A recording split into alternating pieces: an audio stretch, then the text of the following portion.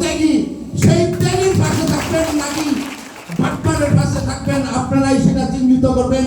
প্রোগ্রামটি আয়োজন করেছে জিএমআর ইউনিয়ন বিএনপি অঙ্গ সংগঠন সহ, আমি এখানে নাম বললাম না, সবাই আমার প্রিয়জন, শ্রদ্ধেয় বড়জন এবং আমার এলাকাবাসী অঙ্গ সংগঠন সহ সবাইকে জানাচ্ছি আমার অন্তরের অন্তঃস্থল থেকে রক্তিম শুভেচ্ছা অভিনন্দন। এই জন্যই ক্ষমা চেয়ে দিচ্ছি না, যদি করে থাকি আর কি তাহলে ক্ষমা চেয়ে নিচ্ছি, কারণ ক্ষমা চাওয়া মহত্বের লক্ষণ। এই জন্যই বলছি, ক্ষমা চাইলে যে আপনি ছোট হয়ে গেছেন তা না।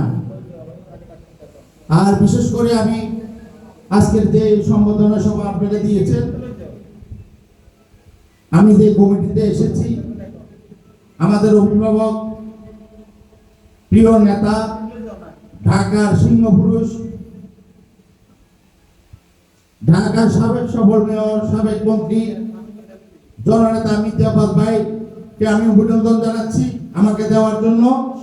মাতৃত্ব অভিভাবক, মহিলা দলের কেন্দ্রীয় সভানেত্রী আফরোজা ভাবিকে অভিনন্দন জানাচ্ছি।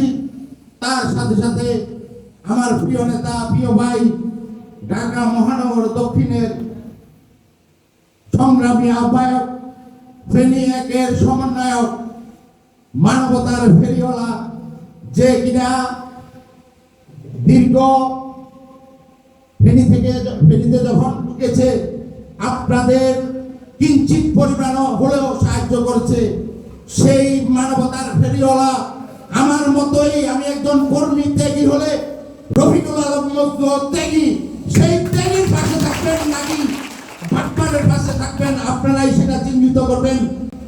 এটাই আমি আবার কামনা করি।